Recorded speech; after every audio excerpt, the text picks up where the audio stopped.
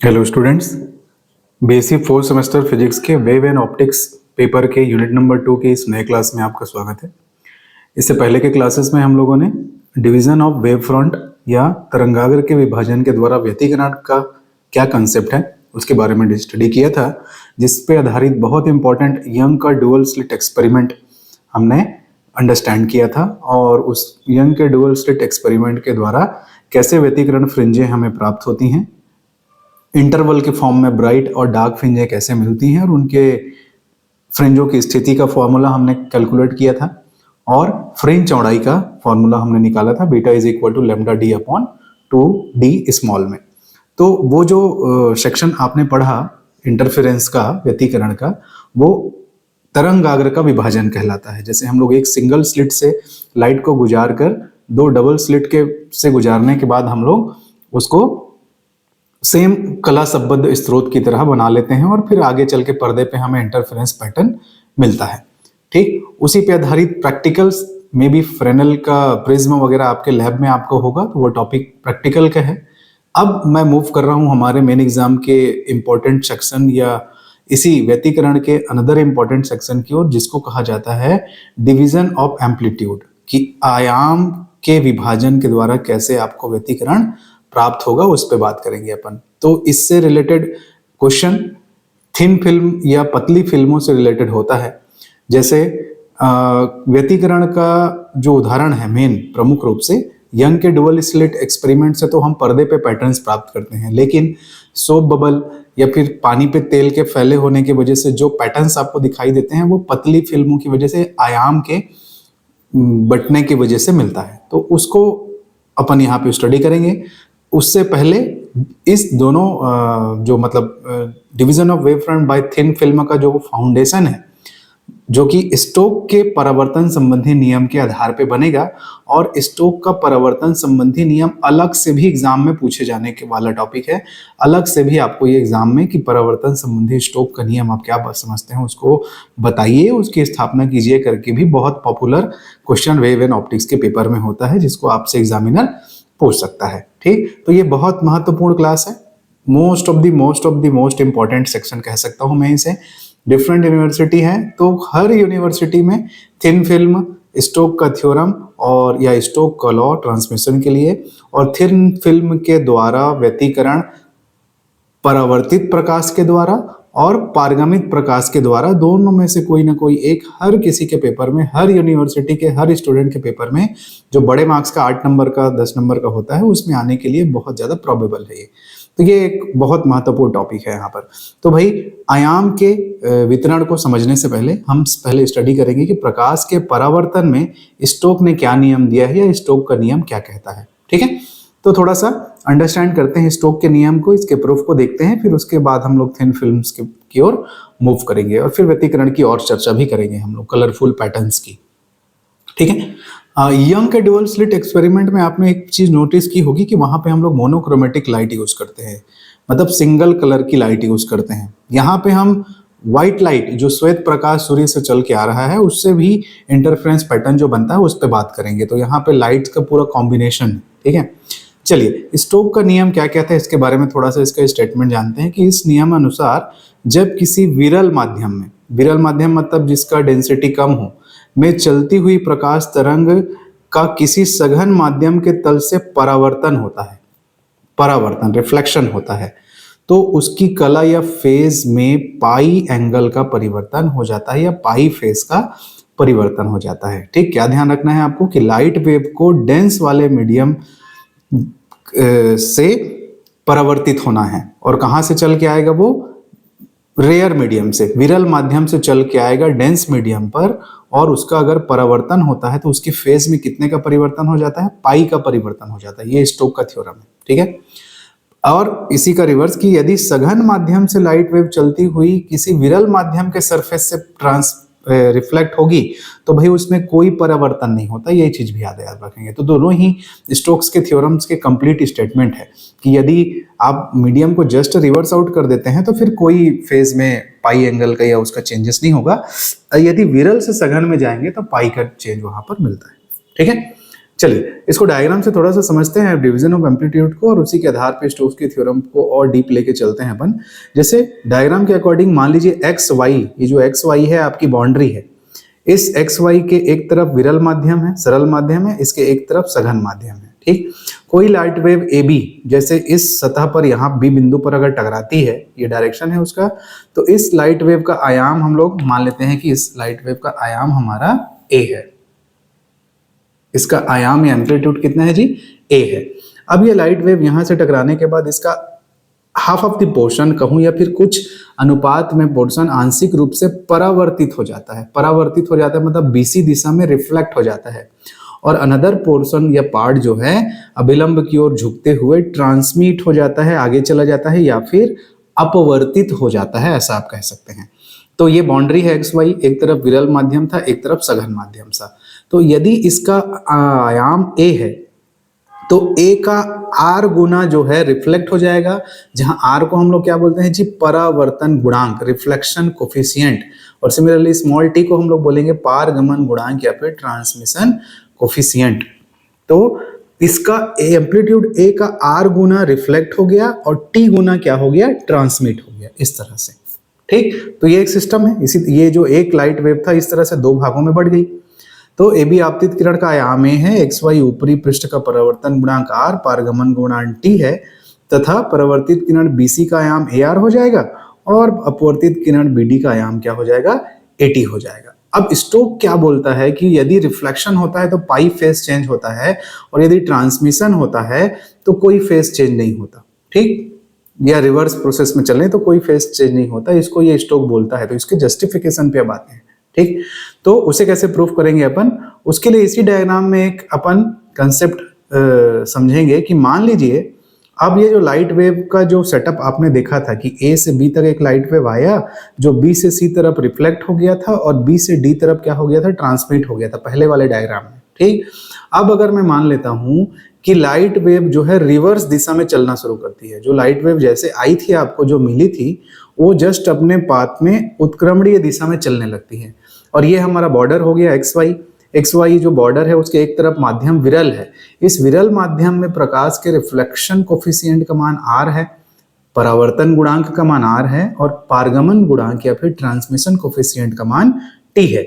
Similarly इस border के इस तरफ जो सघन माध्यम है उसमें परावर्तन गुणांक को हम लोग आर डैश बोल दिए हैं, और रिफ्लेक्शन गुणांक को हम लोग क्या बोल दिए हैं जी, टी डैश बोल दिए हैं। ठीक है, अब लाइट वेव पहले ए बी की तरफ गई और बीसी के तरफ रिफ्लेक्ट हुई थी, परावर्तित हुई थी। मैं उसके प्रोसेस को अब रिवर्स कर रहा हूं, तो ए आर गुना जो था वो क्या हुआ था, रिफ्लेक्ट हुआ था। ये रिवर्स ऑर्डर में चलता है, ऐसा मैं बोल रहा हूं। ठीक, तो यदि बीसी जो किरण थी वो बीसी दिशा में गई थी, वो अब रिवर्स उत्क्रमणीय दिशा में चलेगी, तो कितना अमाउंट था इसके एम्पलीट्यूड का, ए आर गुना अमाउंट था। अब वो सी से बी की ओर जब आएगा तो पॉइंट नंबर बी पे उसका एक भाग बी ए दिशा में रिफ्लेक्ट होगा, तो बी ए दिशा में रिफ्लेक्ट होगा, और इस तरफ के मीडियम का रिफ्लेक्शन कोफिशिएंट क्या है, आर है, और वो लेके कितना आ रहा था, ए आर लेके आ रहा था। तो ए आर इंटू आर गुना उसका क्या हो जाएगा, रिफ्लेक्ट हो जाएगा। तो देखिए एम्पलीट्यूड का इतना पोर्शन क्या हो गया, रिफ्लेक्ट हो गया। इसी सीबी वाले वेव का एक पोर्शन इस तरफ ट्रांसमिट हो जाएगा इस तरह से, या फिर अपवर्तित हो जाएगा। ठीक, तो इस वाले नीचे वाले जो मीडियम है उसका ट्रांसमिशन कोफिशिएंट क्या है, मेरा टी है, और ऊपर वाले का ट्रांसमिशन कोफिशिएंट क्या था, टी है, इसका टी डैश है। तो भाई ये सीबी जो है जब इस वाले सतह से विरल से सघन में जब ये ट्रांसमिट होगा, इस तरफ जाएगा, तो ए आर गुना था, और उस ए आर गुने का कितना भाग ट्रांसमिट हो गया, तो टी भाग, क्योंकि उधर से आ रहा है ना, उधर से आएगा तो कितना है, टी। तो ए आर इंटू टी वाला पार्ट क्या हो गया, अपवर्तित हो गया। ये आपको समझ में आया। सिमिलरली एक लाइट वेव हमारा अपवर्तित किरण बीडी था जो पहले डायग्राम में बी से डी की ओर चला था, उसको मैं रिवर्स चला रहा हूं, उसको उत्क्रमणीय दिशा में चला रहे हैं। तो बी डी जो है, डी बी जब यहां पर जाएगा तो डीबी यहां पर जाएगा, तो उसका एक भाग इसी माध्यम में क्या होगा जी, रिफ्लेक्ट होगा ऐसे। तो बीडी कितना लेके चल रहा था, 80 लेके चल रहा था, और इस माध्यम में रिफ्लेक्शन कोफिशिएंट कितना है, r डैश है। तो ये जो AT और r डैश भाग यहाँ पर क्या हो गया, रिफ्लेक्ट हो गया। अब इसी BD का एक भाग अगले माध्यम में क्या होगा जी, अभिलंब से दूर हटते हुए जाएगा, ऐसे जाएगा, अभिलंब से दूर हटते हुए, क्योंकि अब आप सघन से विरल में जा रहे हो। तो इसी DB का एक भाग अब ट्रांसमिट होगा। तो DB लेके कितना आ रहा था, AT लेके आ रहा था, और इस पर्टिकुलर सघन सरफेस से उसका ट्रांसमिशन हुआ है। तो ट्रांसमिशन कोफिशिएंट कितना है, T डैश है। तो AT T डैश, ये देखिए ये वाला, ठीक, ये वाला क्या हो गया, इसके लिए अपवर्तित किरण या पारगमित किरण हो गई। तो जब हम लोगों ने हम पहले कंडीशन में जो प्राप्त की थी लाइट वेव, उसको रिवर्स ऑर्डर में दौड़ाया तो हमारे एम्पलीट्यूड्स में इस तरह के डिवीजन मिल गए। अब बेसिक रूल अपन यहाँ पे चलाते हैं, देखते हैं। तो डायग्राम में मैंने जो चीजें समझाई हैं उसी चीजों को यहाँ पे मैं लिखा हूँ पॉइंट वाइज। किताबों में क्या होता है, इसको पैराग्राफ में लिखा जाता है। तो पैराग्राफ में ना भर के आप लिखेंगे, कोई चेकर आपका एक कॉपी नहीं पढ़ने वाला। तो हम क्या करते हैं, पैराग्राफ्स को पॉइंट वाइज स्टेटमेंट में लिख देते हैं, तो इजिली ये फिर हो जाएगा। तो देखिए जरा, अब हम लोग क्या किए हैं कि परावर्तित तथा अपवर्तित किरणें विपरीत दिशा में चलाते हैं, जो पहले के डायग्राम में था उसको। तो क्या होगा, किरण CB का एक भाग परावर्तित होकर BA दिशा में तथा दूसरा भाग अपवर्तित होकर BE दिशा में जाएगा। परावर्तित मतलब रिफ्लेक्शन, अपवर्तित मतलब रिफ्रैक्शन। तो CB का एक पार्ट BA दिशा में गया रिफ्लेक्ट होकर, और एक भाग BE दिशा में गया अपवर्तित होकर या ट्रांसमिट होकर। सिमिल अगले पॉइंट में इसी प्रकार DB, हमारा DB जो था ये वाला, DB का एक भाग रिफ्लेक्ट होकर BE दिशा में गया और एक भाग अपवर्तित होकर BA दिशा में गया। वो लिख दिए, ये देखिए BA हमने डिफाइन कर दिया है कि XY तल के नीचे में पृष्ठ का परावर्तन गुणांक R डैश और पारगमन गुणांक कितना है, T डैश है, नीचे तरफ का। R और T, ऊपर वाले का RT तो पहले से डिफाइंड है। अब देखिए जो CB का आयाम AR था, ये वाला जो AR था, वो परिवर्तित भाग BA में जब जाएगा तो आयाम कितना हो जाएगा, AR डैश हो जाएगा। AR रिफ्लेक्ट हुआ और इस तरफ का रिफ्लेक्शन कोफिशिएंट क्या था, R था, तो उसमें जुड़कर AR हो गया। सिमिलरली BE का क्या हो जाएगा, ART हो जाएगा, क्योंकि AR लेके चल रहा था और यहाँ इस सतह पर क्या है, T है ट्रांसमिशन के लिए, ट्रांसमिशन हुआ तो ART हो गया। वैसे ही DB के लिए हमने डिफाइन कर दिया इस वाले लाइन में कि DB के लिए आयाम AT था, परिवर्तित B के लिए AT R डैश हो गया और BA का आयाम AT T डैश हो गया। अब यहां पर क्या मिलेगा कि ये जो BE है, BA है, जो BA वाली किरण है B से A तक, इसका टोटल एम्पलीट्यूड क्या हो गया, एक तो ARR है और एक AT T डैश है, और वो किसके बराबर होना चाहिए जी, जितना आयाम चला था। जितना आयाम चला था मतलब कितना है, देखिए इस वाले डायग्राम में A लेके चले थे इस तरफ, और जब लौटाए, जब रिवर्स ऑर्डर में किरणों को दौड़ाए हम, तो हमको A के बराबर ही मिलना चाहिए। एनर्जी का कंजर्वेशन है, एम्पलीट्यूड के बराबर होना चाहिए। तो ये जो लौट रहा है आयाम टुकड़ों में AT डैश और ARR, वो किसके बराबर होना चाहिए, टोटल एम्पलीट्यूड के बराबर होना चाहिए। दूसरा यहां पर कि BA का परिणामी आयाम ARR AT डैश होगा तथा BE का परिणामी आयाम, सिमिलरली इस BE का परिणामी आयाम क्या होगा, ये वाला, इन दोनों को जोड़ दोगे, इसको जोड़ोगे, ये वाला ART और ATR डैश। अब रूल वाइज क्या होता है, प्रकाश की उत्क्रमणीयता के नियम के अनुसार BC एवं BD की दिशा विपरीत होने पर, मतलब जो प्रकाश को उल्टा जब दौड़ाएंगे, तो जैसे ये इनिशियल कंडीशन था, ये वाला ऐसे गया तो दो भाग में बटा, ऐसे और ऐसे, और जब प्रकाश को रिवर्स करोगे ना, तो प्रकाश रिवर्स होके एक ही वेव में बदलनी चाहिए, तभी उत्क्रमणीयता का सिद्धांत कहलाएगा। मतलब आउटपुट हमको सिर्फ BA मिलना चाहिए, लेकिन हमारे इस डायग्राम के अकॉर्डिंग हमको BE भी मिल रहा है, जो कि प्रकाश की उत्क्रमणीयता के सिद्धांत का उल्लंघन है। मतलब प्रकाश यदि उत्क्रमणीय दिशा में जा रहा है तो वो सिर्फ BA दिशा में जाएगा, और BA डायरेक्शन का टोटल आयाम इसका जोड़ A के बराबर होगा, और B दिशा में कोई वेव नहीं जाना चाहिए, नहीं तो फिर उत्क्रमणीय नहीं कहलाएगा। इसका मतलब है कि B दिशा में आयाम क्या होना चाहिए, 0 होना चाहिए। ठीक, तो मैथमेटिकली इसी चीज को हम लोग लिखते हैं कि भाई उत्क्रमणीयता का जो सिद्धांत है, जो प्रकाश की उत्क्रमणीयता का नियम है, उसके अकॉर्डिंग BC और BD की दिशा विपरीत होने पर हमें केवल एक किरण मिलनी चाहिए, BA।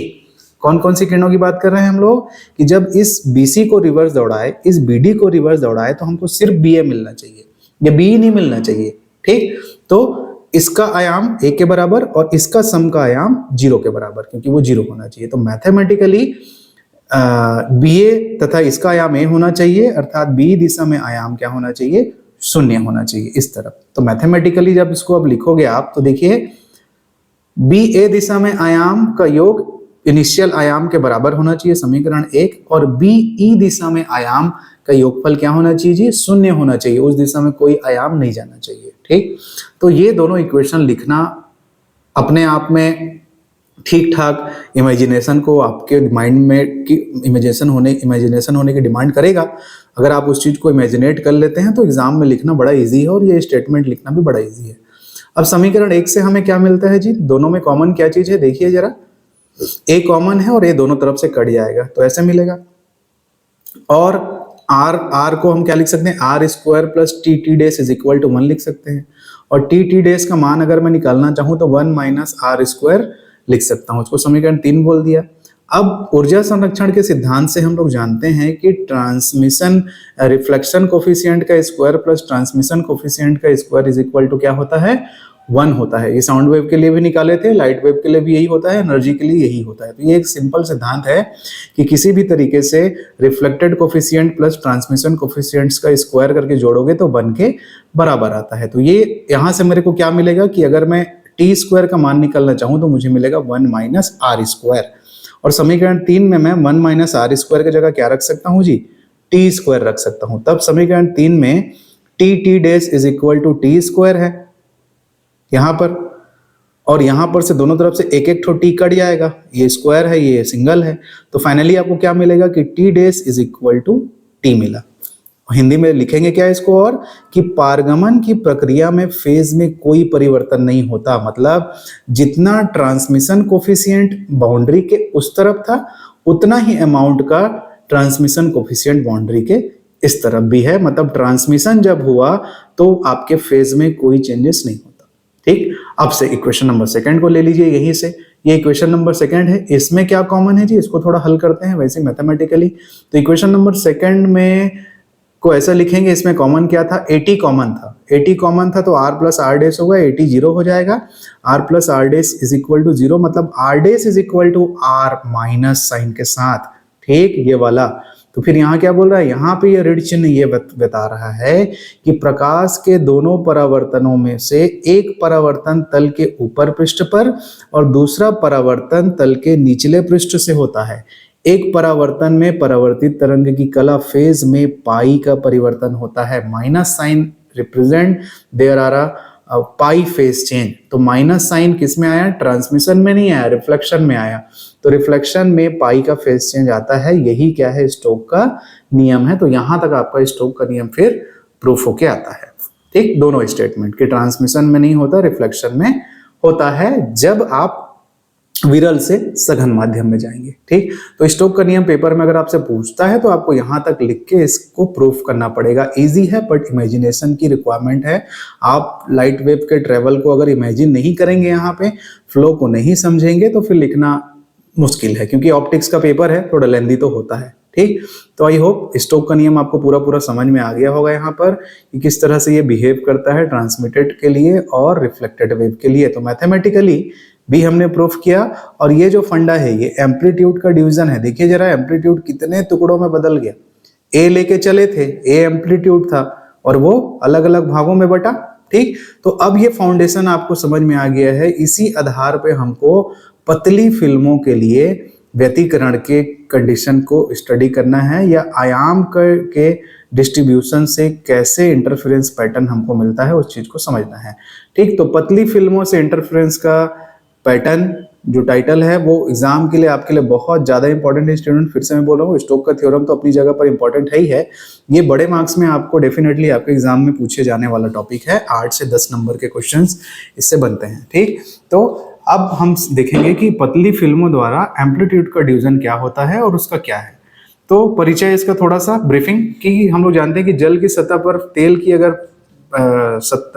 एक फिल्म फैली हुई है, तेल का लेयर फैला हुआ है, तो जिसको अगर आप नॉर्मल लाइट में आप देखते हो तो वो परावर्तित प्रकाश में अलग अलग कलर दिखाई देते हैं, आपको अलग टाइप का पैटर्न दिखाई देता है, बड़ा ही सुंदर दिखाई देता है। वैसे साबुन के बुलबुले को भी अगर आप देखते हो कलरफुल सोप बबल, तो वो भी कलरफुल पैटर्न दिखाई देता है। ठीक, स्क्रीन पे आपको इसका एक पैटर्न दिखाई दे रहा होगा, एक रिफ्लेक्शन आप यहाँ पे देख सकते हैं कि किस तरह से ये होता है। देखने में बड़ा ही अच्छा लगता है अगर तेल पानी के ऊपर फैला हुआ है नदी किनारे, या और किसी घर पे अपन कभी ऐसा हो जाता है, या फिर हम लोग जो सोप बबल वाला बच्चे लोग खेलते हैं उसमें आप देख सकते हैं इस तरह का रिफ्लेक्शन, ये कलरफुल पैटर्न अपन को मिलता है। तो इसके फिजिक्स के ऊपर बात कर रहे हैं अपन, है ना। तो ये एक एग्जांपल है इसका जो आपको रिफ्लेक्ट हो रहा है कि किस तरह से बिहेव करता है। या फिर कांच की पतली प्लेट अगर आप ले लें और उसको लाइट वेव में देखें तो कलरफुल पैटर्न उसमें भी दिखाई देता है। तो ठीक, तो श्वेत प्रकाश में ना, यहाँ मोनोक्रोमेटिक लाइट की बात नहीं कर रहे हैं, यहाँ पर हम लोग बात कर रहे हैं श्वेत प्रकाश की, मतलब कंबाइन व्हाइट लाइट जो सन से मिल रही है। तो व्हाइट लाइट यदि पतली फिल्म के ऊपर एवं निचले पृष्ठों से परावर्तित होता है तो इन परावर्तित किरणों के मध्य व्यतिकरण के फलस्वरूप हमें विभिन्न रंग दिखाई देते हैं। यह प्रक्रिया किरणों में आयाम के विभाजन के द्वारा होता है। ठीक, इसीलिए आयाम के विभाजन से प्रत्येक किरण का तरंगदैर्ध्य एक समान हो जाता है और उसके मध्य कलांतर भी कैसे रहता है, इक्वल रहता है। तो कैसे होता है आयाम का विभाजन, उसको जरा इस डायग्राम से समझिए। ये देखिए, ये एक फिल्म है PQMN, एक पतली फिल्म है। ठीक, मतलब इसका विड्थ जो है कुछ ना कुछ इसका विड्थ है, ये समझ लीजिए आप, कुछ ना कुछ इसका विड्थ है। अभी यहाँ पे नोटेशन वाइज नहीं किए हैं। मान लीजिए एक आपतित प्रकाश किरण SA इस फिल्म से टकराती है, कितना आयाम लेके चलती है, A गुना। तो A का रिफ्लेक्शन कोफिशिएंट गुना रिफ्लेक्ट हो जाता है, मतलब AR, और ट्रांसमिशन कोफिशिएंट गुना क्या हो जाता है, ट्रांसमिट हो जाता है, मतलब AT। अब ये वाला लाइट वेव जो ऊपरी सरफेस से इस चीज को फॉलो करके यहाँ पे आया, वो दूसरे सरफेस पे जब टकराता है, फिल्म के दूसरे सरफेस पे टकराता है, तो उसका एक भाग BC दिशा में रिफ्लेक्ट हो जाता है। तो कितना लेके आया था, AT लेके आया था, और कितना रिफ्लेक्ट हो गया, ATR, क्योंकि R रिफ्लेक्शन कोफिशिएंट है। और इस सतह के बाद फिर वो पार करेगा इसको, तो पार करेगा तो कितना लेके चल रहा था, ATR, और ATR में ट्रांसमिशन हो गया तो AT²R। सिमिलरली ये नीचे वाला ट्रांसमिट हुआ तो कितना लेके चल रहा था, AT, तो ATT² और ट्रांसमिशन कोफिशिएंट उसमें आ गया। तो इस तरह से फाइनली आपको यहाँ से एक रिफ्लेक्टेड वेव मिली। ये वाली वेव देखिए, ये वाली रे एक आपको रिफ्लेक्टेड रे है। सिमिलरली इस पॉइंट से ये वाली रिफ्लेक्टेड रे है, ये वाली रिफ्लेक्टेड रे है, ये वाली उसी तरीके से नीचे यहाँ पर से आपको ट्रांसमिटेड रे मिली है, ये ट्रांसमिटेड रे है, वैसे ये ट्रांसमिटेड है। वही चीज सिलसिला आगे चलता रहेगा। आगे लगातार आयाम क्या है, डिस्ट्रीब्यूट हो रहा है, बट रहा है अलग अलग तरीके से। तो होता यह है कि एक लाइट वेव चली, एक लाइट वेव के एक बार के कंडीशन के बाद ये R1 और R2 दो लाइट वेव जो मिली है आपको आयाम के डिस्ट्रीब्यूशन के बाद, ये R1 और R2 जो रिफ्लेक्टेड रे है वही आगे चल के इधर जाएंगे। जब यहाँ से उसको कोई देखेगा इस तरफ से, इस डायरेक्शन से उसको जब देखा जाएगा तो ये आगे माध्यम में जाके व्यतिकरण करती हैं। दो तरंगे ये आपस में जाके आगे चल के व्यतिकरण करती हैं और फिर संपोषी और विनाशी व्यतिकरण के अकॉर्डिंग आपको इस तरफ पैटर्न बनता है। और तो ये रिफ्लेक्टेड रे हो गया। वैसे अगर ये ट्रांसमिटेड रे को मैं बोलूँ, नीचे तरफ के जो ट्रांसमिटेड रेज हैं कि एक T1 है और एक क्या है, T2 है। तो ये T1 और T2 को इस माध्यम में, इस दिशा में आगे चल के ये दोनों तरंगों के बीच में क्या होता है, व्यतिकरण होता है। और इन दोनों तरंगों के बीच व्यतिकरण होने के बाद कलरफुल पैटर्न आपको इस तरफ से भी दिखाई देता है। तो ऐसी कई जोड़े हैं, देखिए ऐसी कई जोड़े हैं। तो कोई येलो लाइट के लिए व्यतिकरण कर रहा है, कोई व्हाइट लाइट के लिए कर रहा है, कोई रेड कलर के लिए कर रहा है, कोई ग्रीन कलर के लिए व्यतिकरण कर रहा है, कोई दो तरंगे, क्योंकि व्हाइट लाइट तो नंबर ऑफ तरंगे लेके आएगा और बहुत सारे इसमें फॉल आउट होगा। तो इस तरह से आपको फिर जब आप देखते हैं तो चकमकाता हुआ कलरफुल पैटर्न लगातार आपको दिखाई देता है। तो ये दो भागों में होता है व्यतिकरण का जो प्रोसेस है। ये एक होगा रिफ्लेक्टेड लाइट के लिए के साथ और एक होगा ट्रांसमिटेड लाइट के द्वारा। तो हमने लिखे हैं कि पतली फिल्म द्वारा आयाम का विभाजन दो प्रकार से होगा। परावर्तन द्वारा व्यतिकरण, मतलब ये जो ऊपर की ओर तरंगे जाएंगी, ये ऊपर की ओर जो लाइट वेव रिफ्लेक्ट हो रही है उसमें जो व्यतिकरण होगा आगे चल के मीडियम में, उसको स्टडी करेंगे तो उसको कहते हैं परावर्तन द्वारा व्यतिकरण। और एक है पारगमन द्वारा व्यतिकरण, मतलब ट्रांसमिशन द्वारा व्यतिकरण, मतलब यानी नीचे की ओर जो लाइट जा रही है डायग्राम में, उनके बीच यदि आप व्यतिकरण की घटना का स्टडी करेंगे, उसके लिए फॉर्मूला डिराइव करके लेके आएंगे, तो वो कहलाएगा ट्रांसमिशन के द्वारा व्यतिकरण की घटना। तो परीक्षा में जब ये पूछता है परीक्षक, तो दोनों ही नाम को अंतर आपको ध्यान रखना है कि पूछा क्या है। क्या वो परावर्तन द्वारा व्यतिकरण निकालने को बोल रहा है थिन फिल्म में, कि वो ट्रांसमिशन द्वारा या पारगमन द्वारा आपको व्यतिकरण या इंटरफेरेंस निकालने को बोल रहा है थिन फिल्म में। तो ये आपको ध्यान देना है। तो कभी भी दोनों नहीं पूछेगा, ये भी याद रखिए, कभी कोई एक पूछेगा, या तो अपवर्तन का पूछेगा या ट्रांसमिशन का पूछेगा, और दोनों ही बराबर मात्रा में इंपॉर्टेंट है, क्योंकि किसी यूनिवर्सिटी में अगर परावर्तन पूछ दिया तो किसी में पारगमन पूछेगा, दोनों ही सेम स्ट्रेंथ के हैं। तो आप इसमें ऐसा एमपी छांटने वाला काम नहीं है। ऐसा भी है कि अगर आप एक बना लेते हैं तो दूसरा ऑटोमेटिक आपको समझ में आ जाएगा। तो ये हमारा मेन पर्पस है, मेन बड़े क्वेश्चन के लिए। एक तो हमने जाना कि थिन फिल्म काम कैसे करता है, कैसे उसमें एम्पलीट्यूड्स का डिस्ट्रीब्यूशन होता है, और वो कलरफुल सुंदर पैटर्न हमें कैसे दिखाई देते हैं। ठीक है, तो अब हम एक एक करके इसको अब स्टार्ट करते हैं। कौन सा जी, कि एक हमारा रिफ्लेक्टेड रेस के बीच में इंटरफेरेंस होगा, तो उसका क्या मैथमेटिकल डेरिवेशन है, क्या पैटर्न है, क्या संपोषी व्यतिकरण और विनाशी व्यतिकरण के लिए शर्तें आएंगी, और सेम चीज हम रिपीट करेंगे हमारे पारगमित वेव्स के द्वारा कैसे आएगा। ठीक, तो चलिए स्टार्ट करते हैं इसको एक एक करके, बहुत इंपॉर्टेंट टॉपिक है। ओके स्टूडेंट, तो ये पहला टॉपिक कि पतली फिल्मों में परावर्तित प्रकाश के कारण व्यतिकरण, interference due to reflected light in thin film, बहुत ज्यादा इंपॉर्टेंट है। फिर से मैं बोल रहा हूं, सारे बड़े मार्क्स आपको ये टॉपिक आपको आपके पेपर में दिलाएगा। ऑप्टिक्स का पेपर है स्टूडेंट, डायग्राम बहुत इंपॉर्टेंट है। आपको लगातार सेमेस्टर एंड एग्जाम आने से पहले सभी डायग्राम्स को बना बना के प्रैक्टिस करना पड़ेगा। बिना डायग्राम के आप इसके डेरिवेशंस को नहीं बना सकते। ठीक, और बहुत इजी है। मैं तो कहता हूं कि आप प्रैक्टिस करेंगे तो वो चीजें आसानी से आपको समझ में भी आ जाएंगी। और मैं हमेशा स्टडी मटेरियल वैसे ही लिखता हूं जैसा एक स्टूडेंट एग्जाम में लिख के आएगा, अननेसेसरी चीजें नहीं है। अगर मेरे को टॉपिक आया है कि पतली फिल्मों में परावर्तित प्रकाश के कारण व्यतिकरण को समझाइए, तो कितना थ्योरी लिखना पड़ेगा, कैसा डायग्राम बनाना पड़ेगा, और एंड ऑफ दी स्टेटमेंट की कंक्लूजन ऑफ दी आंसर कितना होगा, वो एज इट इज उतना ही मात्रा में लिखा है। ठीक, इसमें इतना जब मतलब ये दिखाने का एक तात्पर्य है आपसे कि अगर 8 से 10 नंबर में आए हैं तो आप कैसे और कितना लिखेंगे, तो पूरे पूरे मार्क्स आपको चेकर आपको देता है। तो ये आइडियली उसी फॉर्म में सारे टॉपिक्स प्रिपेयर किए जाते हैं, अननेसेसरी कुछ नहीं है। ठीक है, तो ये उसी आइडियल फॉर्म में बनाया गया है। तो अब थोड़ा सा समझिए इसको कि परावर्तित रिफ्लेक्टेड लाइट रेज के द्वारा कैसे व्यतिकरण को पतली फिल्मों से हमको समझना है। तो सेटअप देख लीजिए। पहले हमारे पास एक पतली फिल्म है, पतली फिल्म जिसकी मोटाई कितनी है, टी है। ठीक, डायग्राम में आप देख लीजिए, इसमें एक लाइट वेव आपतित जो होती है एस ए आपतित तरंग है, और ये डॉट लाइन हम लोग जो बनाए हैं वो हमारा अभिलंब है। ठीक, अभिलंब है। तो अभिलंब और आपतित तरंग के बीच के कोण को आपतन कोण बोलते हैं, एंगल ऑफ इंसिडेंट बोलते हैं, आई से रिप्रेजेंट करेंगे। सिमिलरली इस लाइट वेव का एक पार्ट रिफ्लेक्ट हो जाएगा ए आर1 दिशा में। ये देखिए, ए आर1 दिशा में रिफ्लेक्ट हो गया, उसका एक पार्ट थोड़ा सा झुकते हुए अभिलंब की ओर रिफ्रैक्ट होगा, अंदर की ओर जाएगा। तो यहां पर फिर अभिलंब और आपतित रिफ्रैक्टेड किरण के बीच का एंगल क्या हो गया, आर हो गया। अब दूसरा लाइट वेव जो यहां पर फिल्म के दूसरी सतह पॉइंट बी पर पहुंचा, वो पॉइंट बी से टकराने के बाद बीसी दिशा में परावर्तित होगा, रिफ्लेक्ट होगा, और बीटी दिशा में ट्रांसमिट हो जाएगा। ठीक, पॉइंट नंबर सी से इस लाइट वेव का फिर ट्रांसमिशन होगा और वो CR2 दिशा में चला जाएगा। तो इस प्रकार इस SA इनिशियल लाइट वेव से मेरे को दो लाइट वेव मिली एम्पलीट्यूड के डिवीजन के बाद, एक है AR1 और एक है मेरा CR2। अब ये AR1 और ये CR2 आगे चलकर स्पेस में या माध्यम में एक दूसरे के साथ व्यतिकरण करेंगे, और व्यतिकरण करने के बाद आपको इस प्रकार का कलरफुल पैटर्न जब आप ऑब्जर्व करेंगे तो वो आपको दिखेगा। तो हमारा पूरा कंसंट्रेशन इस ऊपर की ओर जाने वाली दोनों लाइट वेव के ऊपर है, क्योंकि हम परावर्तित प्रकाश के कारण व्यतिकरण को अध्ययन कर रहे हैं। हमें अभी ट्रांसमिशन को नहीं देखना, ट्रांसमिशन से लेना देना नहीं हमारा।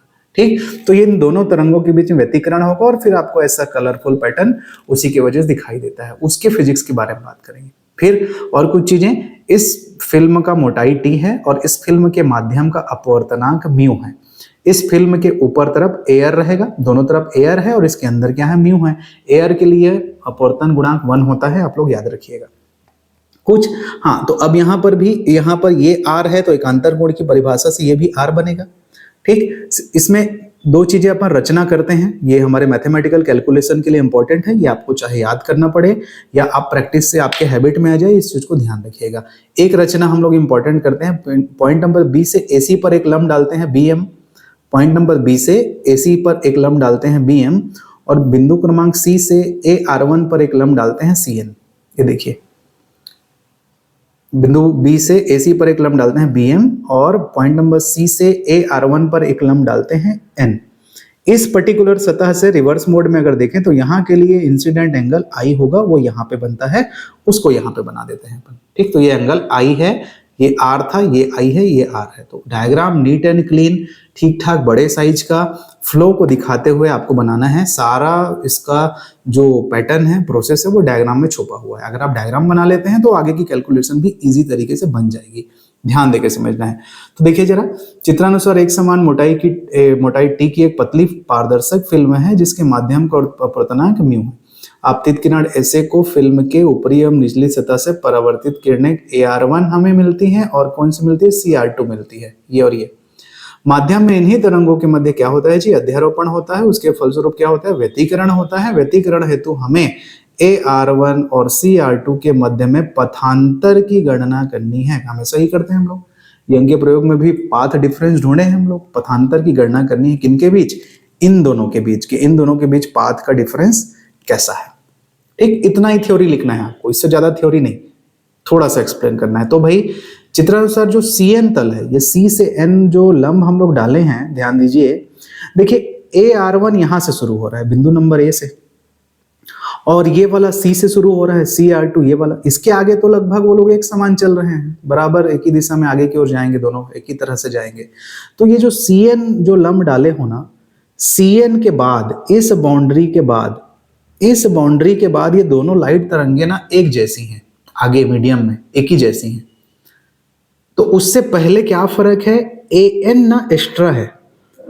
अगर AN को मैं काट के निकाल दूंगा तो ये इसका साइज और इसका साइज दोनों का बराबर हो जाएगा। तो AN मेरा एक्स्ट्रा है, या फिर मैं कहूं कि दोनों के बीच परिवर्तन या डिफरेंस कितना है, तो AN है।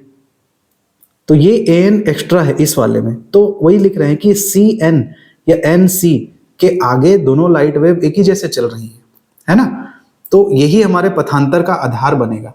ठीक, थोड़ा सा इसको क्लीन कर देता हूं मैं, क्योंकि डायग्राम की जरूरत और पड़ेगी। अभी मैंने जो बोल रहा था वो आपको समझ में आ गया होगा। ठीक, तो उसके अकॉर्डिंग अपन इसमें चलेंगे। चलिए कलर लिख लेते हैं। ओके, तो CN के पश्चात दोनों परावर्तित तिरंगे कौन कौन सा था, AR1 और ये जो CR2 था, कि पथ क्या है जी, बराबर हैं, इसके आगे एक जैसे चल रहे हैं। मतलब इन किरणों के मध्य पथांतर कैसे होगा, ध्यान दीजिए। पथांतर डेल्टा से डिनोट करते हैं। ठीक, डेल्टा इज इक्वल टू प्रकाश किरण, देखिए S से चला A तक, तो A से B यहां तक और B से C, वो फिल्म के अंदर चला है, जो पतली फिल्म है उसके अंदर चला है। तो A से B और B से C कहां चला, फिल्म में चला। माइनस A से N, A से N भाग वो किस में चला, यहां से यहां। देखो हमको N और C के पहले देखना है कि क्या फर्क पड़ा है प्रकाश तरंगों में। तो N और C के बाद तो बराबर है, उधर की डिस्कशन नहीं है। तो उससे पहले N और C से पहले A B C तक जो गया वो फिल्म के अंदर गया, और कौन सा बचा, AN। तो AN भाग तो ऊपर एयर में ही चल रहा है, वायु में चल रहा है। तो कौन बड़ा है जी, बड़ा ये है ना, AB BC ज्यादा दूरी तय कर रहा है। तो बड़े में से छोटे घटाओगे तो पथांतर मिलेगा। तो AB प्लस BC फिल्म में चला, माइनस AN, A से N तक किसमें चला, वायु में चला। ठीक, ये हमने मिल गया। अब कोई चीज यदि फिल्म के अंदर चल रही है तो उसका अपवर्तन गुणांक कितना है, म्यू गुना, उतना गुना हो जाएगा वो। और कोई चीज यदि वायु में चल रही है तो वायु का अपवर्तन गुणांक उतना गुना हो जाएगा। तो वायु का अपवर्तन गुणांक तो 1 होता है। तो म्यू अपवर्तनांक वाले माध्यम में प्रकाशीय पथांतर, प्रकाश का वो पथांतर क्या होगा जी, म्यू गुना AB प्लस BC। ये देखिए AB प्लस BC में ही म्यू गुना कर दिया। म्यू क्या है, उस पर्टिकुलर फिल्म के पदार्थ का अपवर्तनांक है माइनस ए एन गुना 1, तो 1 गुना को लिखा नहीं हूं, म्यू इज इक्वल टू 1 होता है एयर के लिए, यहां लिखा भी। ये क्लियर हो गया आपको, इक्वेशन नंबर 1 मिल गया। अब इक्वेशन नंबर 1 के लिए ना हमको इस A B B C A N सब का मान निकालना है, ठीक। तो वो सारा चीज यहाँ पर जियोमेट्री से निकलेगा, उसको बड़े ध्यान से आप समझिएगा। तो देखिए जरा क्या क्या मिलने वाला है आपको। ए बी बराबर बी सी है, ये देखिए जियोमेट्री से ए बी और बी सी की लंबाई क्या है, बराबर है। तो ए बी और बी सी बराबर है जी, ठीक। अब एक त्रिभुज हम यहाँ पे सेलेक्ट करेंगे A B M. A B M में कौन सा एंगल बन रहा है, एंगल आर बन रहा है। देखिए यहाँ पर एंगल आर बन रहा है, इसमें अप्लाई कर लीजिए कॉस थीटा। तो कॉस थीटा मतलब कॉस आर, तो कॉस आर बराबर होता है आधार बटे कर्ण। तो अगर ये कोण बन रहा है तो कोण के सामने वाली भुजा लंब होती है, तो ये लंब है, तो आधार कौन है, बी एम, और कर्ण क्या है, ए बी, तो बी एम बटे ए बी। तो ए बी का मान क्या निकलेगा यहाँ से, ए बी का मान अगर मैं निकालना चाहूं तो ए बी का मान मिलेगा बी एम बटे कॉस आर, ठीक। और बी एम क्या है जी, बी से एम क्या है, फिल्म की मोटाई। फिल्म की मोटाई कितनी है, टी है, तो वो बी एम की जगह भी उतना ही रहेगा, समान मोटाई के लिए हम लोग। तो टी बटे कॉस आर किसका मान हो गया, ए बी का मान। और चूंकि ए बी और बी सी तो आपस में बराबर है, तो ए बी जितना होगा उतना ही बी सी भी होगा। तो ए बी बराबर बी सी बराबर टी बटे कॉस आर हमको मिल जाएगा, मतलब ए बी का मान भी टी बटे कॉस आर है, बी सी का मान भी टी बटे कॉस आर है। तो ये दोनों निकाल लिए। अब हमारा टारगेट है ए एन को निकालना। तो ए एन को निकालने के लिए और ट्रायंगल का यूज करेंगे एक बार, इस वाले ट्रायंगल और इस वाले ट्रायंगल का, ठीक। ये कौन कौन सा ट्रायंगल यूज करते हैं उसको आपको बनाने से याद होगा ना, वो बनाने से ही याद आएगा। अब आगे बढ़ते हैं इसमें। अब हम लोग लेते हैं ट्रायंगल एसीएन में। देखिए एसीएन कहाँ बन रहा है, ए सी एन में कौन सा एंगल बन रहा है जी, आई एंगल बन रहा है। इसमें हम लोग लेते हैं साइन आई, ठीक, साइन आई। कई स्टूडेंट्स को लगता है कि ये कैसे पता चलेगा कि कॉस ही लेना है या साइन ही लेना है, तो उसको लेने से ही मान मिलते हैं। जब आप कॉस लोगे यहाँ पर तभी आपको आधार बटे कर्ण मिलेगा। तो आधार ये है, कर्ण ये है, और फिर आप इस कर्ण का मान निकाल सकते हो। इसका मान मिलेगा लंब, यहाँ से ए से एम तक का तो दूरी आपको पता ही नहीं है जी। और अगर आप ऐसा ट्रिग्नोमेट्रिक रेशियो लेते हो जिसमें लंब आता है, जैसे साइन हो गया लंब बटे कर्ण होता है, जैसे टेन हो गया लंब बटे आधार, तो ए से एम तक आपको कहाँ पता है कुछ, ये पता है, इसको निकालना था, और ये मोटाई मेरे को पता है। तो वो चॉइस ऑफ द कलेक्शन की कैसे वो आता है। तो जब इसको शुरुआत में जब इसको डिराइव किया जा रहा होगा तो बनाने वाले ने सब प्रकार का ट्रिग्नोमेट्री रेशियो उपयोग करके देखा है, फिर जो एग्जैक्ट लागू होता है वो लिखा है, ठीक। तो ये एक जस्टिफिकेशन है। तो यहाँ पे हम लोग लगा लेते हैं साइन आई। तो यहाँ आई बन रहा है तो कोण की सामने वाली भुजा लंब होती है, तो ये ए एन जो है लंब है, तो लंब बटे कर्ण होता है, तो ए एन बटे कर्ण, और कर्ण कौन है जी, ए सी है, क्योंकि आधार ये हो जाएगा, एन सी आधार है। तो ए एन बटे ए सी साइन आई, तो उस पर्टिकुलर त्रिभुज में मैं ए एन बटे ए सी करूंगा, साइन आई बराबर। अब ये जो ए एन का मान है, क्योंकि ए एन ही ढूंढना चाहता हूं मैं, तो ए एन इक्वल टू क्या होगा, ए सी साइन आई। देखिए जरा फिर से डायग्राम पे, ए एन बटे ए सी, और ए एन का मान तो मेरे को निकालना है ना इस पर्टिकुलर इक्वेशन 1 के लिए, यहाँ के लिए।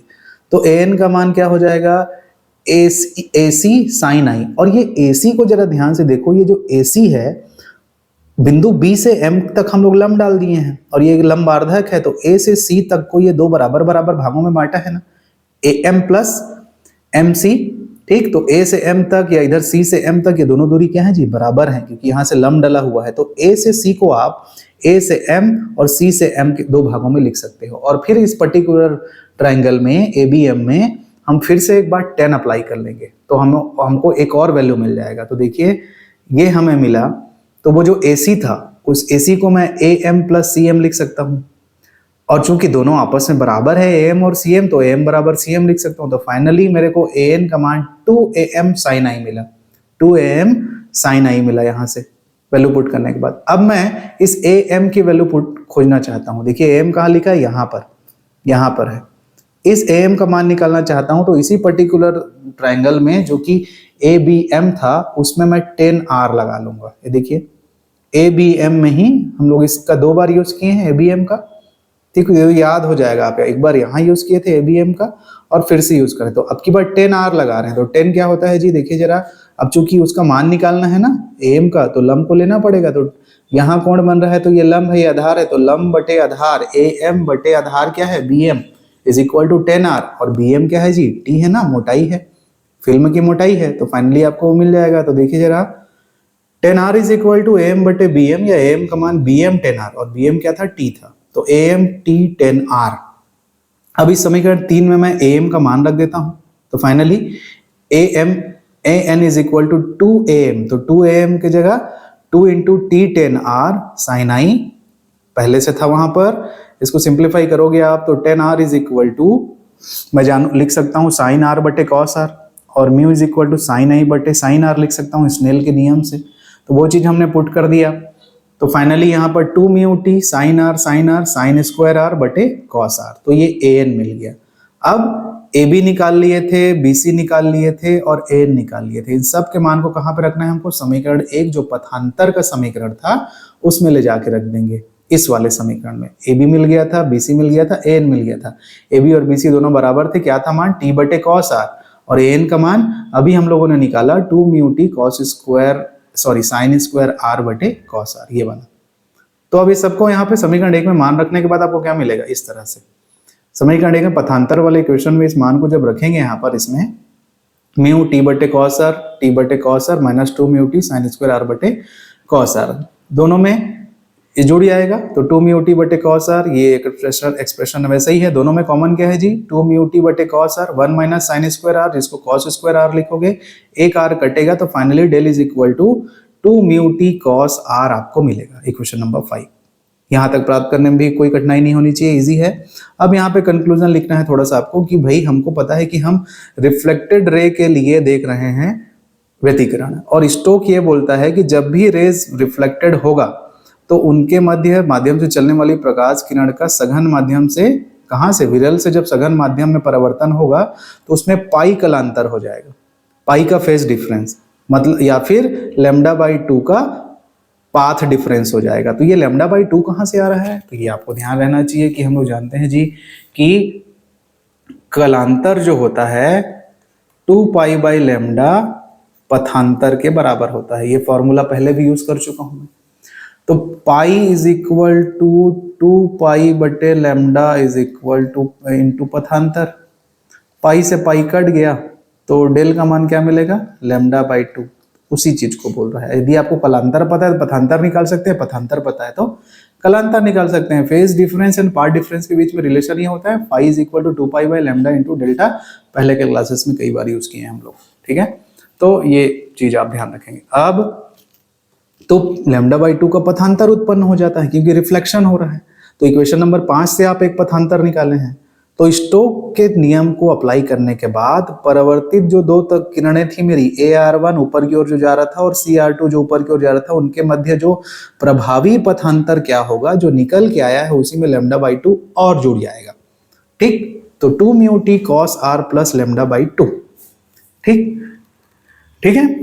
अब इसमें यदि एक छोटा सा कंडीशन, यदि टी बराबर 0 हो, टी क्या था, फिल्म का मोटाई, फिल्म का मोटाई यदि 0 है, बहुत पतला फिल्म है, तो फिर क्या मिलेगा आपको, del is equal to lambda by 2 मिलेगा, और लैम्डा बाई 2 किसका कंडीशन है जी, डार्क फ्रिंज का कंडीशन है, ठीक। जब हम लोग संपोषी और विनाशी व्यतिकरण पढ़ रहे थे तो लैम्डा बाई 2 किसके लिए आता है, डार्क फ्रिंज के लिए, मतलब यदि फिल्म बहुत पतला है ना तो आपको कलरफुल पैटर्न नहीं दिखाई देगा, ब्लैक पैटर्न दिखाई देगा, तो वो उससे अपन समझ जाएंगे कि फिल्म की मोटाई क्या है, बहुत ज्यादा पतली है, एक रिजल्ट है यहाँ पर, ठीक है।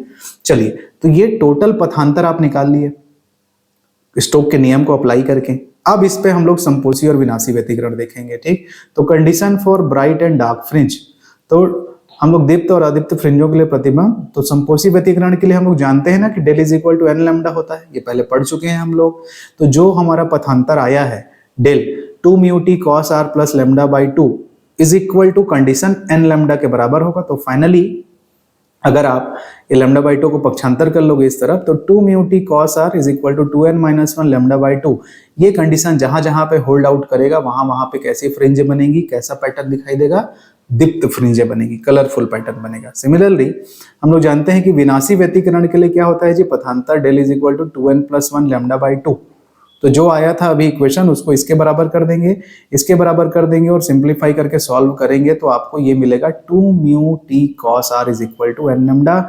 ये समीकरण जहां जहां होल्ड करेगा वहां वहां पर डार्क फ्रिंजे, अदीप्त फ्रिंजे बनेंगी। तो यहां तक पूरा लिखना पड़ता है आपको, संपोषी विनाशी दोनों व्यतिकरण के कंडीशंस निकाल के दिखाने हैं, तब जाके आपका आंसर कंप्लीट होता है। तो शुरुआत कहां से हुई है इस टॉपिक की, ये टॉपिक मेन एग्जाम ओरिएंटेड वे में यहां से शुरू होगा, इस डायग्राम के साथ। तो इस कलरफुल पैटर्न के एक्सप्लेनेशन के लिए आपने संपोषी व्यतिकरण और विनाशी व्यतिकरण दोनों के कंडीशंस को फॉर्मूला वाइज निकाल के बताना है। तो ये हमने सबसे पहले एक सिचुएशन लिया, यहाँ से एक पार्ट डिफरेंस का एक इक्वेशन निकला जो कि बहुत डीप तरीके से हमने जाना है। अब ये कौन कौन सा ट्रायंगल लेना है, क्या लेना है, वो पेशेंस की बात है, प्रैक्टिस की बात है। आपको ये 2-3 बार बनाने से वो आपसे बनने वाला है, ठीक है। तो ध्यान रखिएगा, इस पर्टिकुलर एबीएम का 2 बार यूज करते हैं, एसीएन का 1 बार यूज करते हैं, और फाइनली फिर हमको लास्ट में जो पथांतर मिलता है उसके लिए स्टोक का थ्योरम लगाते हैं, क्योंकि यहाँ पर रिफ्लेक्शन हो रहा है, और रिफ्लेक्शन जब होता है तो स्टोक के अकॉर्डिंग पाई का कलांतर या फिर λ/2 का पथांतर होता है उसमें। देन फाइनली जो मेन पथांतर का इक्वेशन आएगा उसको संपोषी व्यतिकरण के लिए ये वाला कंडीशन और विनाशी व्यतिकरण के लिए ये वाले कंडीशन के साथ पुट आउट करके मेन इक्वेशंस निकाल के रखना है। तो फिर आपका एग्जामिनर आपकी कॉपी को चेक करने वाला पूरी तरीके से संतुष्ट रहेगा और आपके एक भी मार्क्स नहीं काटेगा। इतनी चीजें आपके आंसर में होनी चाहिए, ठीक है। तो ये टॉपिक रहा रिफ्लेक्शन का। अब इसी पे बेस्ड हूबहू लगभग कैलकुलेशन ट्रांसमिशन का है। तो ट्रांसमिशन का मैंने कैलकुलेशन यहाँ पे बनाया है, मैं उसको बहुत डीप में एक्सप्लेन नहीं करूंगा, बट उतना ही इंपॉर्टेंट है जितना रिफ्लेक्शन, क्योंकि अगर ट्रांसमिशन का क्वेश्चन आ गया तो फिर आपको इसको बनाना पड़ेगा, ठीक। तो इसका आप सेटअप थोड़ा सा देख लीजिए और इसको आप अपने से जब इसको स्टडी करेंगे तो अच्छे से बना सकते हैं। तो इसमें इसका सेटअप कैसे है जी, अब हम लोग लाइट वेव यहाँ से यहाँ आपतित हो रही है, वो इस तरह से रिफ्लेक्ट हो रही है, फिर एक लाइट वेव अंदर ट्रेवल करी, फिर अंदर ट्रेवल करी। तो रिफ्लेक्शन में अपन आगे को देखे थे, अभी अपन इससे एक और रिफ्लेक्शन हुआ, तो इस वाले पॉइंट से पहला ट्रांसमिटेड लाइट वेव मिला है और इस वाले पॉइंट से दूसरा ट्रांसमिटेड लाइट वेव मिला है। तो अब हम लोग इंटरफेरेंस पैटर्न को इन दोनों ट्रांसमिटेड लाइट वेव के इंटरफेरेंस से देखना चाहते हैं। ये जो कलरफुल पैटर्न आपको दिख रहा है ये इन ट्रांसमिटेड लाइट के द्वारा होने वाले व्यतिकरण की वजह से हमको मिल रहा है, ऐसा हमको इस कंडीशन को स्टडी करना है। तो अब हमारा पूरा ध्यान ट्रांसमिटेड लाइट के ऊपर है।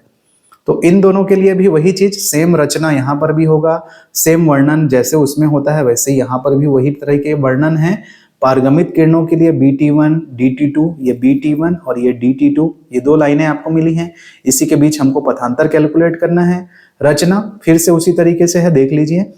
RI कहाँ बन रहा है, तो हमेशा डायग्राम बड़े आधार पे बनाइएगा ताकि एग्जामिनर को भी समझ में आए और आपको भी समझ में आए। एकदम छोटा सा डायग्राम बना देंगे तो भी चीजें कंप्लीट नहीं होंगी। तो पॉइंट नंबर 1, बिंदु C से BD पर एक लंब डाले हैं, C से BD पर एक लंब डाले हैं और बिंदु D से BT पर एक लंब डाले हैं। देखिए BT1 पर, BT1 ये है और D से इस पे लंब डाले हैं, वैसे ही है जैसे उसमें किए थे आप, उसको आप अच्छे से बनाइएगा, फिर ये ऑटोमेटिक इसको नोट्स को बना के लिख के रख लीजिएगा, समझ में आएगा। हो इधर रहा है, उसमें हो इस तरफ रहा था। तो अब फाइनली हमको कहाँ पथांतर ढूंढना है जी, इस वाले BT1 और DT2 के बीच में पथांतर ढूंढना है। तो उसके लिए देखिए जरा, ये जो DN के बाद ना ये दोनों बराबर हैं, DN के बाद दोनों बराबर हैं, तो ये BN मेरा पथांतर है, B से N। तो कैसे चला होगा, तो कहाँ से उसको कैलकुलेट करेंगे, B से C, C से D फिल्म में चला और B से N वायु में चला, फिर उसके बाद तो आगे बराबर था। तो वही लिखे हैं कि B से C और C से D फिल्म में चला, B से N वायु में चला, तो B से C प्लस C से D के लिए म्यू गुना होगा, B से N के लिए वायु गुना, तो वायु के लिए 1 होगा। फिर आप BC बराबर CD होगा, ये BC बराबर ये क्या होगा, CD होगा। अब इस पर्टिकुलर ट्राइंगल में आप BCM में, BCM में एक बार cos लगाएंगे तो आपको सेम BC बराबर CD T by cos R मिल जाएगा। फिर आप इसमें लगाएंगे जी BDN में एक बार लगाएंगे sin I, तो sin I लगाएंगे तो AN का मान निकलेगा। देखिए जरा, तो यहाँ पर sin I लगाया तो BN बटे BD, BN का मान BD sin I, और BD जो था वो मेरा 2 भागों में बटा है जी, BM और MD, और BM और MD भी आपस में बराबर है, सेम कैलकुलेशन है, तो ये इक्वेशन मिलेगा। अब इसी पर्टिकुलर जो ट्राइंगल है पहले वाले BCM में मैं 10R लगा दूंगा जैसे पहले किया था, केवल टर्मिनोलॉजी और नाम बदला है, बाकी तो वैसे ही कर रहा हूँ। उसमें मैं फिर 10R लगा दूंगा तो BM मिल जाएगा, और उसको ले जाके समीकरण 3 में मैं पुट करूंगा तो फाइनली BN का मान मिल जाएगा। तो फिर मैं समीकरण 1 जो मेन पथांतर इक्वेशन था मेरा, कहाँ गया जी, ये वाला, इसमें मान रख देंगे हम लोग। तो मान रख दोगे तो फाइनली आप कैलकुलेट करने के बाद आपको ये मिलेगा, del is equal to 2 mu T cos R, calculate होने के बाद। अब यहाँ पर del is equal to 2 mu T R plus cos R में रिफ्लेक्शन के लिए लैम्डा बाई 2 जुड़ गया था, यहाँ पे नहीं लगेगा। मतलब पारगमित किरणों के कारण कोई कलांतर उत्पन्न नहीं होता स्टोक के नियम के अनुसार जब आप सघन से विरल में जाते हो, क्योंकि प्रकाश सघन माध्यम फिल्म से वायु में जाता हुआ परावर्तित होता है, इसलिए उनके मध्य में कोई कलांतर नहीं है या कोई पथांतर नहीं है। तो जो पथांतर का इक्वेशन निकल के आया है वही मेरा फाइनल है। मतलब BT1 और BT2 के मध्य जो प्रभावी प्रकाशीय पथांतर है वो यही होगा। पिछले वाले कंडीशन में इसमें लैम्डा बाई 2 जुड़ा रहता था बस, और कोई फर्क नहीं है, है ना। तो फिर देखिए, अब दीप्त और अदीप्त फ्रिंजों के लिए कंडीशन संपोषी व्यतिकरण के लिए n लैम्डा होता है तो इसके बराबर रख दीजिए, तो ये एक्सप्रेशन मिलेगा आपको। विनाशी व्यतिकरण के लिए क्या होता है, del is equal to 2n minus 1 lambda by 2 होता है। ठीक, उसको रख देंगे तो आपको ये कंडीशन मिलेगा। क्योंकि ये रिवर्स सघन से इसमें जा रहा है तो ये कंडीशन लेंगे। 2n प्लस 1 उस कंडीशन में लेते हैं, 2n माइनस 1 इस कंडीशन में लेते हैं, क्योंकि यहाँ पर n बराबर 0 इसके लिए कैलकुलेट हो गया है। जब n बराबर 0 विनाशी के लिए आता है n बराबर 0, तब 2n प्लस 1 लेते हैं। तो 2n माइनस 1 करके लैम्डा बाई 2 करेंगे तो ये मिल गया। ये क्या हो गया, ये दीप्त फ्रिंजों का कंडीशन है और ये अदीप्त फ्रिंजों का कंडीशन है। ठीक, तो ये फिर ट्रांसमिटेड लाइट के लिए मिल गया आपको। अब एक बहुत ही शानदार इसका कंक्लूजन है कि ये दोनों प्रोसेस ना एक दूसरे के कॉम्प्लीमेंट्री हैं। मतलब देखिए, उसको मैं यहां समझा रहा हूं आपको। ये मेरा फॉर्मूला था ये वाला रिफ्लेक्शन के लिए। तो रिफ्लेक्शन या परावर्तन के लिए दीप्त फ्रिंजों का फॉर्मूला क्या है, 2 mu T cos R 2n minus 1 lambda by 2। और रिफ्लेक्शन के लिए अदीप्त डार्क वालों के लिए क्या है formula, 2 mu T cos R is equal to n lambda. जब प्रकाश तरंगे परावर्तित होती हैं, ये वाला कंडीशन, तो परावर्तित होती हैं पैटर्न के लिए, तब क्या क्या फॉर्मूला मिलता है, तो भाई दीप्त के लिए ये वाला फॉर्मूला मिलता है जो कि रिफ्लेक्शन में अदीप्त के लिए मिलता था। और अदीप्त जो डार्क फ्रिंज के लिए जो फॉर्मूला यहां मिल रहा है ट्रांसमिटेड लाइट के लिए, वो रिफ्लेक्टेड लाइट के दीप्त फ्रिंज के लिए फॉर्मूला मिलता था। मतलब फॉर्मूला इंटरचेंज हो गया है। ये वाला फॉर्मूला आपका रिफ्लेक्टेड लाइट के लिए डार्क फ्रिंज के लिए है और ये वाला फॉर्मूला आपके रिफ्लेक्टेड लाइट के लिए ब्राइट फ्रिंज के लिए है। मतलब ये दोनों एक दूसरे से क्या है, कॉम्प्लीमेंट्री है। मतलब जब ये व्यतिकरण की घटना होती है तो दोनों के कॉम्बिनेशन से मिलके आपको दिखाई देता है। तो both are complementary situation. Objective question में, छोटे क्वेश्चन में अगर आपसे ऐसा पूछा जाता है तो यस, दिस आर कॉम्प्लीमेंट्री। सो परावर्तित और पारगमित द्वारा व्यतिकरण की प्रक्रिया परस्पर पूरक होती है। तो अब आप समझ रहे होंगे कि maximum number of light wave जब तेल के फिल्म पे पड़ता है, तो ये जो मैं शुरू में डिस्कस किया था, रिफ्लेक्शन आपको दिखाया था कि कैसे ये सुंदर कलरफुल पैटर्न आपको दिखाई देता है। आज आपने उसके फिजिक्स के बारे में जाना और ये जो फॉर्मूले निकल के आए वो उस चीज का जस्टिफिकेशन देते हैं दोनों ही सिचुएशन में। ठीक, तो ये एक पैटर्न आपको इस चीज को रिकॉल कराएगा कि हमने क्या चीज के बारे में पढ़ाई की है आज। ठीक, और इसका यूज क्या है स्टूडेंट, तो बहुत सारे गैलेक्सिकल एस्ट्रोनॉमिकल लाइट वेव को, प्रकाश के तरंगों को पतले पतले इंटरफेरोमीटर से स्टडी करके उसके प्लैनेट के तारों के स्ट्रक्चर वगैरह को स्टडी किया जाता है, या फिर बहुत पतले पतले फिल्मों को, झिल्लियों को नापने के लिए इस चीज का यूज किया जाता है। कलरफुल पैटर्न को देख के ये पता लगाया जाता है, देखा जाता है कि वो झिल्ली या वो पैटर्न कितना पतला होगा, कितना क्या होगा। तो इसके बाद आगे चल के बहुत सारे इंडस्ट्रियल यूज भी हैं, ठीक, साइंटिफिक यूज भी हैं, आप आगे जाके समझेंगे इसको। तो ये रहा ट्रांसमिशन लाइट की वजह से, और ये रहा मेरा रिफ्लेक्टेड लाइट की वजह से। कहाँ गया ये वाला, है ना, ये रिफ्लेक्टेड लाइट की वजह से पैटर्न बन रहा है। और साथ ही साथ हम लोगों ने जाना कि स्टोक का नियम क्या कहता है। तो जब एक्चुअल में व्यतिकरण होता है ना पतली फिल्मों के साथ, तो दोनों होता है, ट्रांसमिशन के थ्रू भी होता है, रिफ्लेक्शन के थ्रू भी होता है, और कई सारे तरंगों के माध्यम से होता है। तो इसलिए आपको फिर डिफरेंट पैटर्न में अलग अलग कलर वाले पैटर्न दिखाई देते हैं। ठीक, तो ये रहा आज का रिजल्ट यहाँ का। तो आज की क्लास में हम लोगों ने इस चीजों को जाना कि इंटरफेरेंस बाय एम्पलीट्यूड डिवीजन क्या होता है इसमें। अच्छा, ये जो फ्रिंजें बन रही हैं वो इसमें जो बाउंड्री है वो एक जैसा है, ऐसा देखिए, पैरेलल है बाउंड्री, एक्स वाई जो है पैरेलल है। जैसे यहाँ पर भी फिल्म का जो पैटर्न है वो पैरेलल है, ये वाला ऐसा, या फिर ऐसा देख लीजिए, पैरेलल ही रखा है, झुका हुआ नहीं है, किसी तरह के झुके वगैरह वाले पैटर्न में नहीं है। तो पैरेलल फ्रिंजों के बारे में हमने पढ़ा है, समान तरीके से झुकी हुई फ्रिंजें हैं, मतलब पैरेलल है, झुकी हुई नहीं है। अब नेक्स्ट जो क्लास में अपन डिस्कस करेंगे वो झुकी हुई फ्रिंज सेटअप कैसे होता है या इंक्लाइनेशन सरफेस कैसे होता है उसके बारे में स्टडी करेंगे, जो कि आपको न्यूटन वलय की ओर लेके जाएगा, न्यूटन के एक्सपेरिमेंट इंटरफेरोमीटर की ओर लेके जाएगा। तो ये दोनों टॉपिक आपके एग्जाम के लिए, मेन एग्जाम के लिए बहुत ज़्यादा इंपॉर्टेंट है।